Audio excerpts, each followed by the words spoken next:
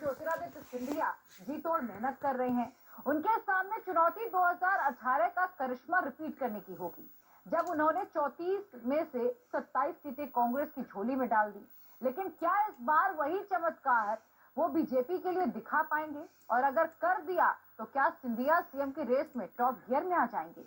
ज्योतिरादित्य सिंधिया की पॉलिटिक्स का present, past और फ्यूचर आप सब कुछ इस रिपोर्ट में समझिए।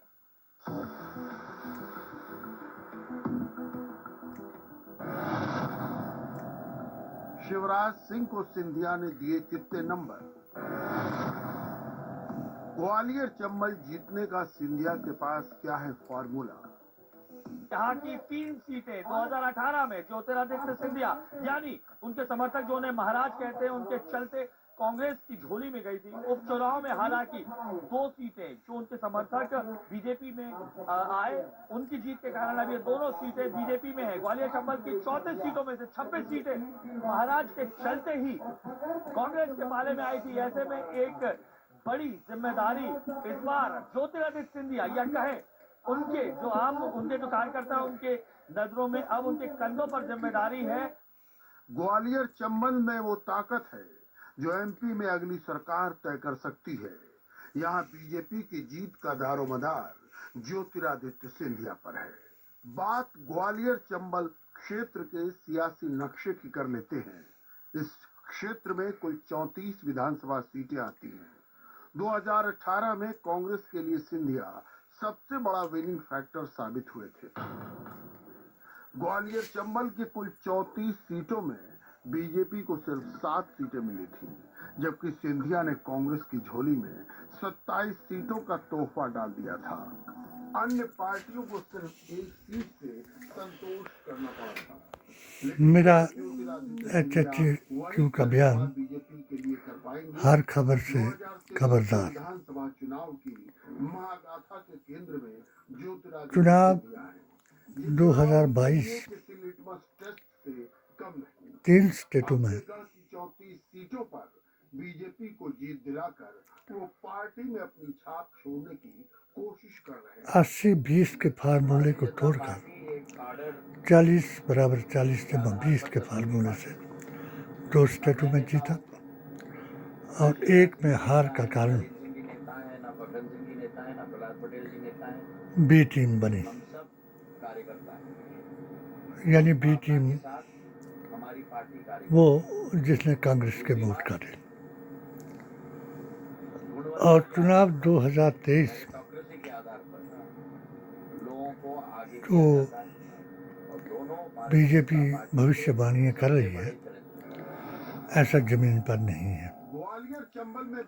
वो सिर्फ उनके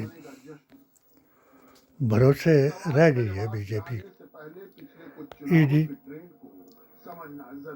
सीआईडी 2013 के चुनाव में ग्वालियर चंबल की 34 सीटों में से बीजेपी को 20 सीटें मिली और हिंदुत्व सिर्फ 12 सीटें हासिल कर पाई, जबकि अन्य दलों को 2 सीटें मिली। इसके अलावा इनके 3 स्तंभ तो 2008 में बीजेपी शासन, प्रशासन बीजेपी ने 16 और कांग्रेस ने 13 सीटें जीती थी। अन्य 5 पुलिस दूसरे दलों के खाते में गए। यानी ग्वालियर चंबल के ये नतीजे बताते 3P कि 2013 में जब बीजेपी ने बम्पर सीटें हासिल की, तब भी ग्वालियर में मुकाबला प्रेस के जरिए से 2013 और 2018 में इनको जिताने का जिम्मा ले रखा है।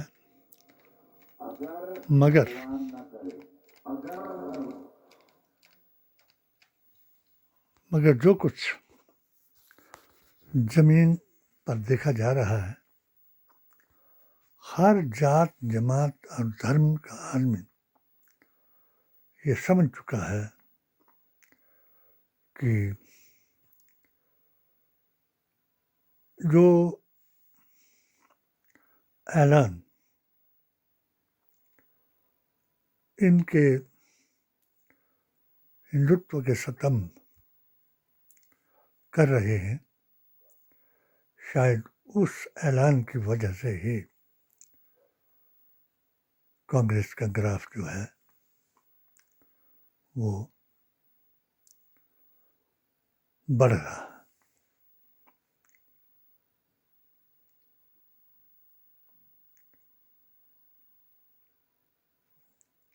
चार युगों के इतिहास के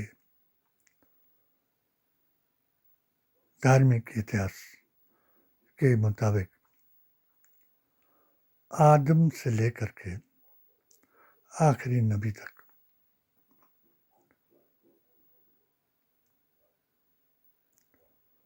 जो किताबें आई वो एक कुरान का संग्रह था जो सूरह हज़र की आयत नंबर 18 और पारा 14 के मुताबिक देव आसमान में जाते और जब कुरान को जमा करके अर्श मौला पर रखने वाला फरिश्तों के साथ इसका बयान करता तो उसे सुनकर वो जमीन पर लाते। ये प्रमाणित है।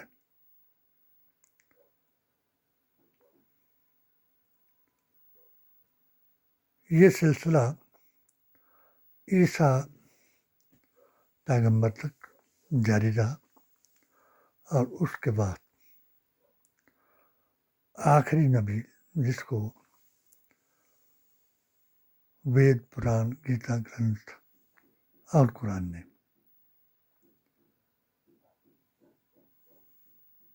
वेदाचार्यों के अनुसार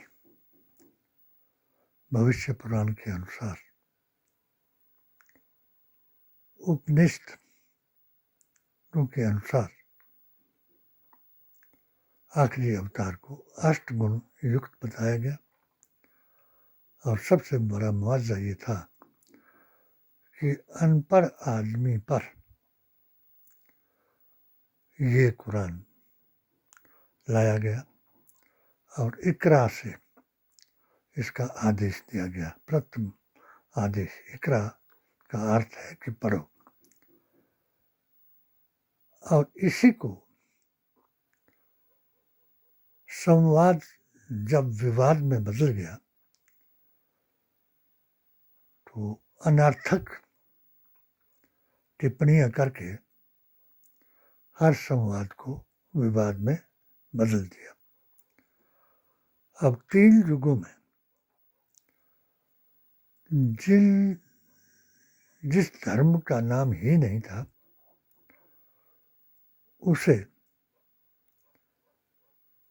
आखिरी युग का यानी कयामत को लाने का वसीला बना दिया गया और जो 2013 के बाद बीजेपी ने इसे अपना लिया।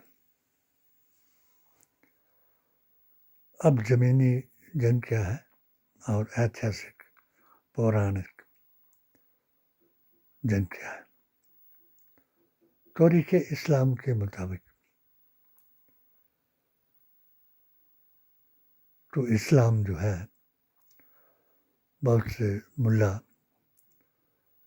14 साल 15 साल का बता रहे हैं मगर इस्लाम जो है वो आदि से लेकर के अंत तक है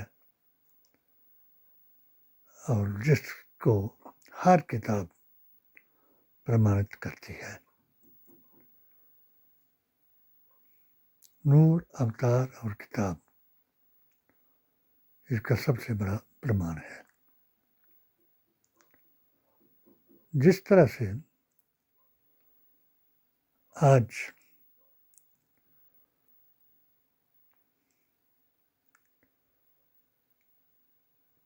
धर्म के नाम पर अधर्म हो रहा है ये एक धर्म में नहीं सभी में है और अब लड़ाई जो है अपने अपने धर्म के साथ होगी। क्योंकि धर्म दो भागों में बंट जाएगा। धर्म की परिभाषा है धार्य इति सा धर्म, यानी जिसने जिस रास्ते को धारण किया वही उसका धर्म है। रास्ते अलग अलग हैं और मंजिल एक है। आयुर्वेद मतानुसार तीन चीजें सबकी एक है: खुदा, धर्म और डीएनए। और उस खुदा को पहचानने का वसीला नूर, अवतार और किताब है।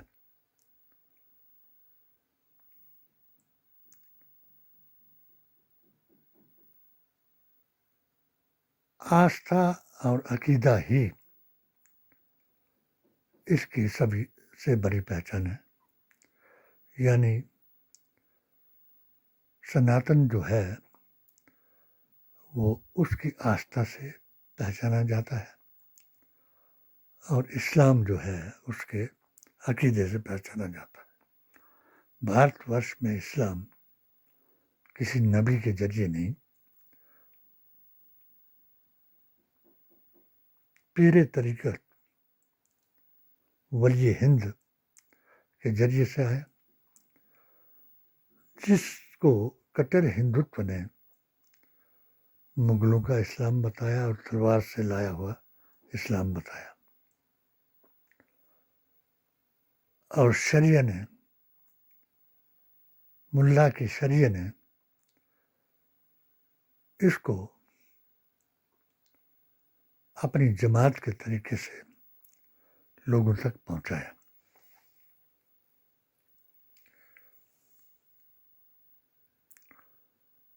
मुझे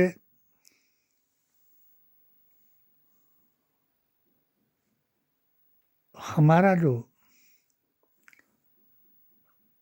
ऑल इंडिया सूफी सुन्नी जमात का मिशन था, ये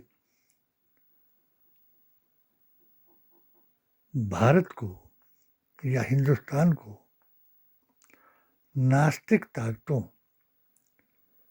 या पाश्चात्य संस्कृति जब यहाँ थोपी गई तो उसको छुड़ाने के लिए सनातन और इस्लाम की मैत्री ही काम आई। और सबसे पहली मुहिम जो थी इसकी जफर ने चलाई। 1925 में जिस वक्त इन दोनों जमातों ने, हिंदू, मुस्लिम, सिख, ईसाई ने अपने अपने धर्म पर आघात होता हुआ और दलित वर्ग जो मनुवाद था उसको देखकर तंग आए हुए लोगों ने भी इस आज़ादी में बढ़ चढ़ करके हिस्सा लिया और 1939 में हिंदुत्व और शरिया का मुकाबला हुआ और शरिया जो थी नाअहल की इक्तदा में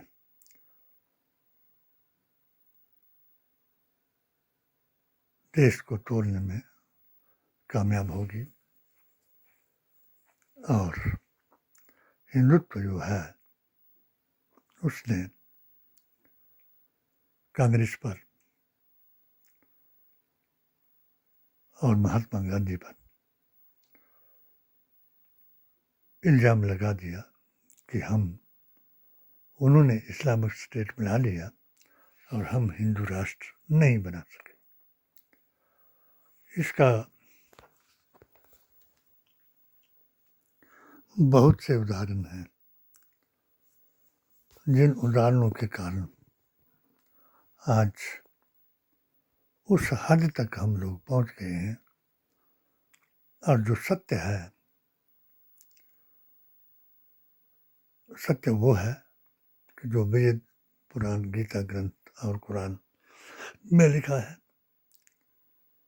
और भविष्य पुराण और अहवाल आखरत, जिसे मैंने HHAQ के नाम से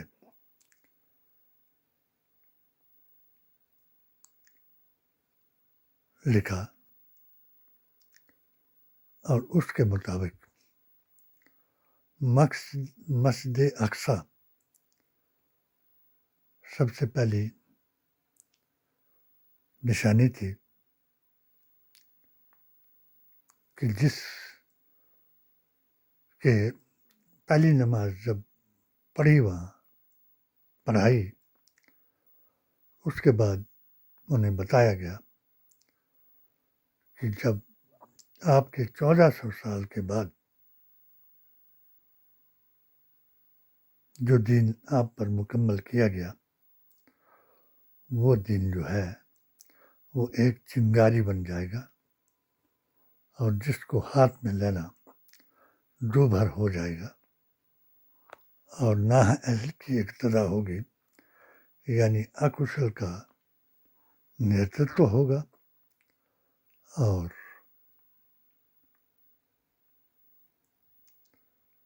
भाई भाई एक दूसरे का दुश्मन बन जाएगा। और आज वो इशारा जो है वो इजराइल और हमास में दिखाई दे रहा है। पिसा कौन जा रहा है और पीस कौन रहा है?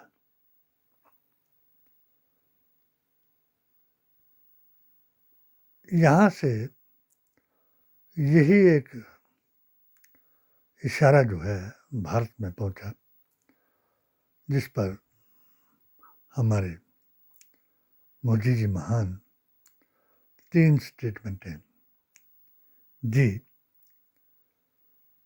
और अपने विकास के लिए, क्योंकि आप विकास के नाम पर, विश्वास के नाम पर और विकल्प के नाम पर 2 चुनाव जीत चुके हैं, और तीसरे को जीतने का प्रयास जो है वो सीधा सब लोगों के समझ में आ गया कि अब 80 और 20 का मुकाबला है, जो सब लोगों के ज़मीनी तौर पर समझ में आ गया। मगर इसके प्रयास अब उसी बात को हमास और इजराइल की लड़ाई को यहाँ के कुछ मुल्लों के द्वारा और कुछ हिंदू कट्टरपंथियों के द्वारा हिंदू मुसलमान की लड़ाई बनाया जा रहा है, ताकि आसानी से 80-20 हो सके। पहली स्टेटमेंट जब हमारे प्रधानमंत्री जी ने दी कि हम इजराइल के साथ खड़े हैं, उस स्टेटमेंट से जो कट्टरपंथी तालिबानी या दूसरे तबका था वो नाराज हुआ, जो शाना बशाना 2013 से मोदी जी के साथ था, जिनको आपने कांग्रेस और उसको उन जमातों को अर्बन नक्सली कहा, जिनको असल भारतीय सुन्नी मुसलमानों का अकीदा भी ऐसा ही कहता था, क्योंकि ये भारतीय संविधान कुरान और नबी के फरमान तीनों में अपनी इच्छा या अपनी जमात की ताकत को लगाकर हजूर की तौहीन करते रहे। और सबसे पहला इनका जो प्रहार हुआ दोनों पार्टियों का, तो वो नबी का अर्थ है कि गैब को जानने वाला, और सबसे बड़ा गैब है वो कुरान जो एक उम्मी ने, अनपढ़ ने लोगों को बताया, खुद लिखा नहीं उसने। इसलिए इस सत्य को कोई झुठला नहीं सकता। और बड़े बड़े अनुसंधानकर्ताओं ने भी इस सत्य को साबित कर दिया कि महाप्रलय तभी होगी जब हर आदमी अपने अवतार, किताब और नूर के खिलाफ आवाज उठाएगा, जिसके 3 तरीके बन जाएंगे। एक रूहानी तरीका, दूसरा जिस्मानी ताकत और तीसरा दिमागी ताकत। रूहानी ताकत से मुराद ये है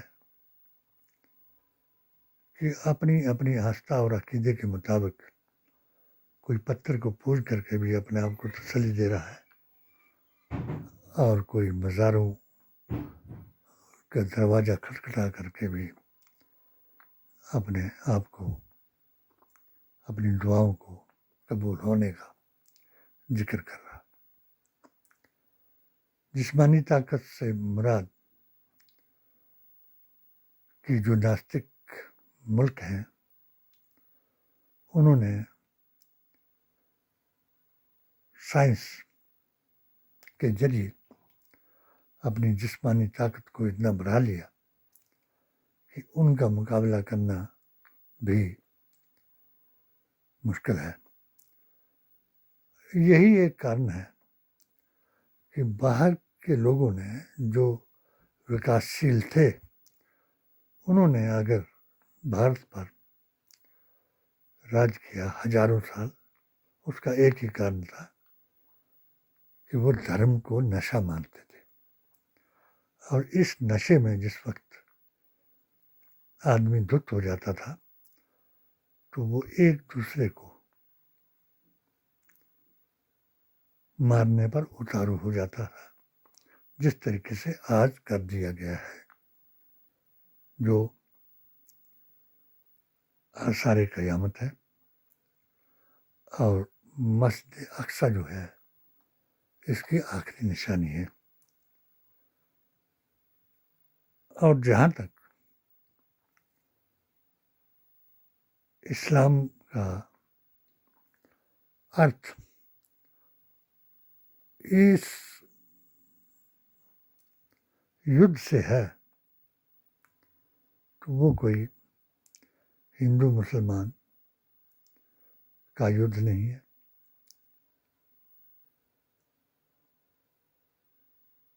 ये एक ऐसी जंग है जो क़यामत का इशारा है। इस्लाम के मुताबिक करबला के मैदान में भी ऐसी जंग हुई, और सत्य के ऊपर चलने के लिए लोगों ने अपनी गर्दनें भी कटा दी, और काटने वालों ने काट भी ली। उनका क्या हश्र हुआ, वो जरूर उन इशारों में देखा जा रहा है।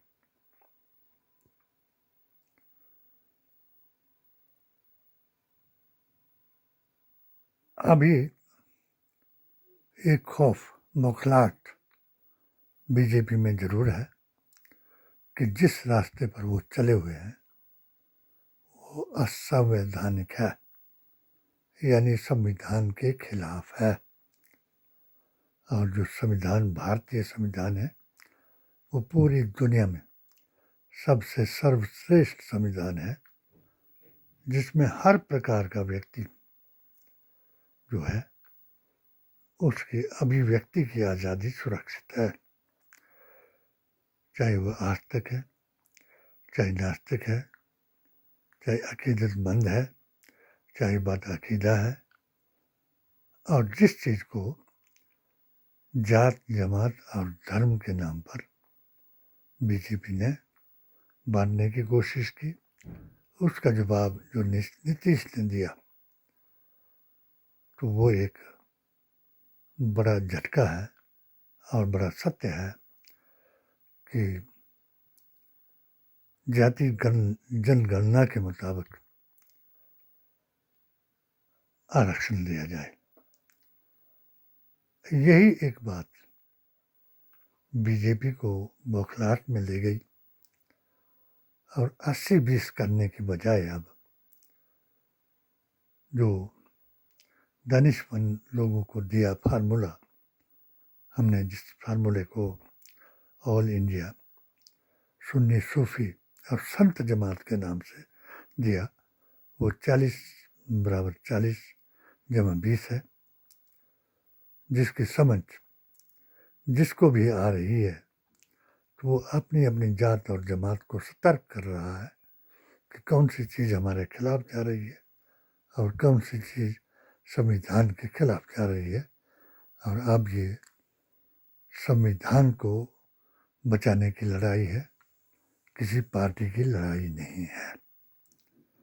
जो लोग संविधान को बचाने की कोशिश करेंगे वो सर्वधर्म सौहार्द का प्रचार करेंगे, और जो लोग हिंदू राष्ट्र को बनाने की कोशिश करेंगे वो उस बात को दोहराएंगे, उस बात का बदला लेंगे कि जो नाअहल की इक्तदा से मुसलमानों ने पाकिस्तान बना करके किया था, जिसकी भी निशानियां हम लोग देख रहे हैं कि अगर आज दुनिया में देखा जाए तो इस्लाम के नाम पर जो मुल्क पाकिस्तान बना वो सबसे इस्लाम की तौहीन करने वाला मुल्क है।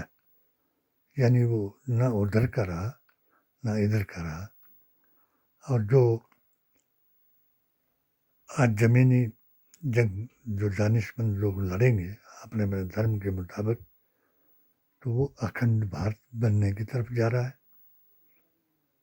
और जो जंग एक वाहिद जमात लड़ रही है, ये उसी तरीके से जिस तरीके से शरिया के नाम पर देश को तोड़ा गया, तो कोई शक नहीं कि ये मुल्क भी हिंदुत्व के नाम पर टूट सकता है, क्योंकि आज हर आदमी अपने संवैधानिक अधिकार की रक्षा के लिए आगे आएगा।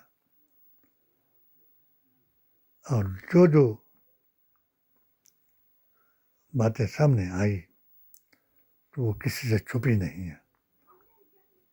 मैं मोदी जी को महान इसलिए कहता था कि उन्होंने निज़ाम मुस्तफ़ा के नाम पर जो कानून बनाए, हमने भी अपने के मुताबिक दिखाए। खुदा उन पर चलने की तौफीक दे। जय हिंद, जय भारत।